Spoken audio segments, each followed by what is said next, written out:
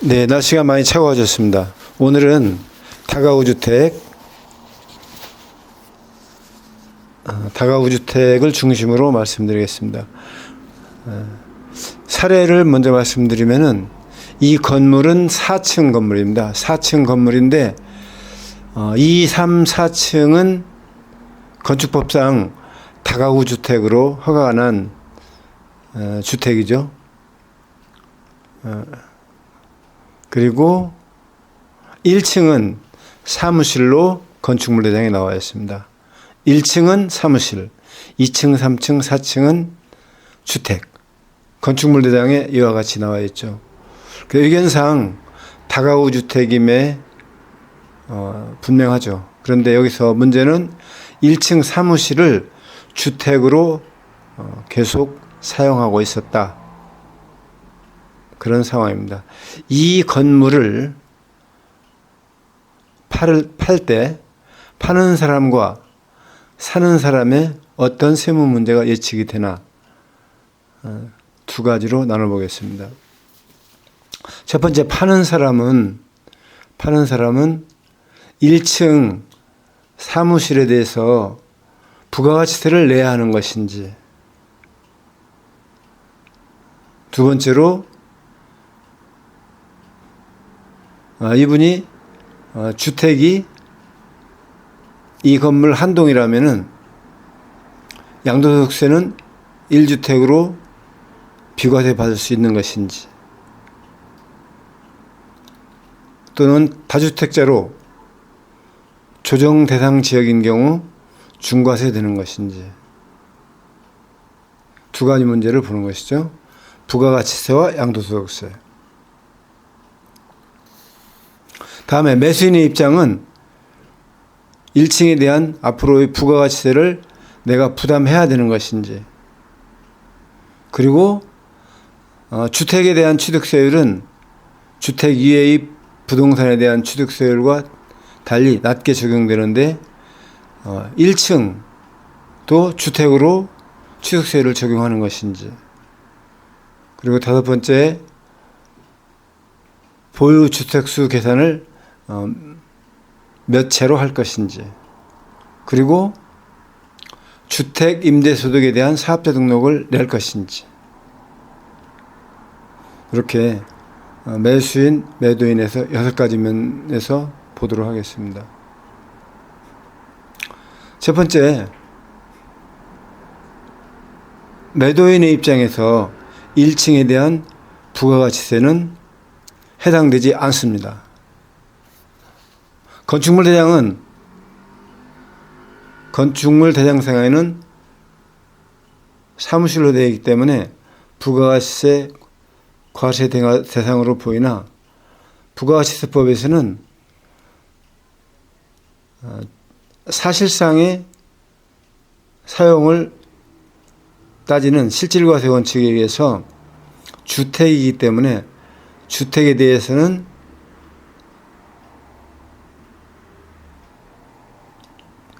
부가가치세를 매기지 않는데, 좀 구분해서 말씀드리면은 주택의 임대에 대해서는 그 면적이 국민주택 규모 이하이든지 초과이든지 주택 임대소득에 대해서는 부가가치세를 매기지 않습니다. 그리고 주택의 매매에 대해서 사업자가 주택을 매매하면은 부가가치세가 해당될 수도 있는데, 이때에는 임대사업에 부수되어 공급되는 재화로 보아서 부가가치세가 면세에 해당됩니다. 두 번째, 매도인의 입장에서 이 건물은 1세대 1주택 비과세가 되지 않습니다. 1층은 사실상 주택이기 때문에 다가구 주택의 기본 정의, 즉 3층 이하여야 다가구 주택이 되는 것인데, 이 기본 정의에 어긋나기 때문에 문제가 되는 것이죠. 보통 층수가 3층이 넘는 5층이나 6층 건물도 다가구 주택이 있을 수 있습니다. 그러나 그 가령 6계층이 6층 건물이다 하더라도 그 중에 3계층만 다가구 주택으로 되어 있을 경우에 건축법상 다가구 주택의 범위에 들어가죠. 나머지 부분은 근린생활시설이나 기타 사무실 이런 것들로 사용하면은 건물 자체가 하나의 건물이 층수가 3층이 넘다 하더라도 다가구 주택이 인정될 수 있죠. 그렇지만은 방금 말씀드린 1, 2, 3층 중에 어느 층을 주택으로 사용한다. 그러면은 그 건물은 다가구 주택에서 벗어납니다. 이런 경우는 근린생활시설과 주택을 함께 지는 경우에서 많이 볼 수가 있죠. 그래서 다가구 주택의 범위에서 벗어나게 되면은 그 구분된 각 호수 하나하나를 하나의 주택, 각각 주택으로 보기 때문에 지금 같이 4층으로 된 건물에 각각 층마다 한 가구씩 입주되어 있다 하더라도 그러면 4가구가 되는 것이죠. 주택이 4채인 것으로 보아서 4세대, 4세대인 것으로 보아 다주택자가 됩니다. 그럼 다주택자는 이런 경우에는 이 사람이 이 4층 건물을 한 번에 판다 하더라도 그 중에 하나는 본인이 선택하는 하나는 비과세를 받을 수 있겠지만은 나머지 3세대에 대해서는 양도소득세가 과세됩니다. 특히 조정 대상 지역인 서울 경기 지역에서 조정 대상 지역인 경우에 해당되면은 양도소득세가 중과세되죠. 3주택 이상 그리고 또 2주택 이상으로 다 중과되기 때문에 이때의 세금은 사실상 엄청나게 되죠.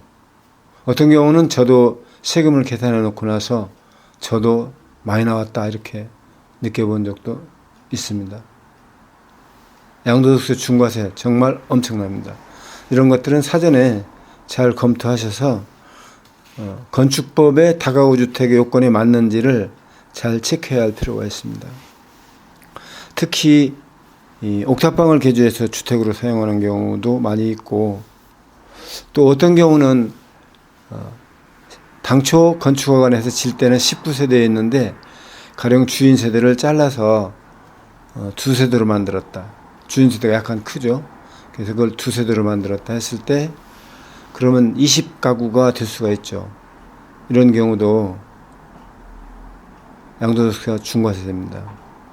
요즘에는 세무행정이 날로 발전되어 있고 특히 전산화가 많이 되어 있어서 이런 것들을 피해가기가 쉽지 않습니다. 그래서 양도하기 전에 꼭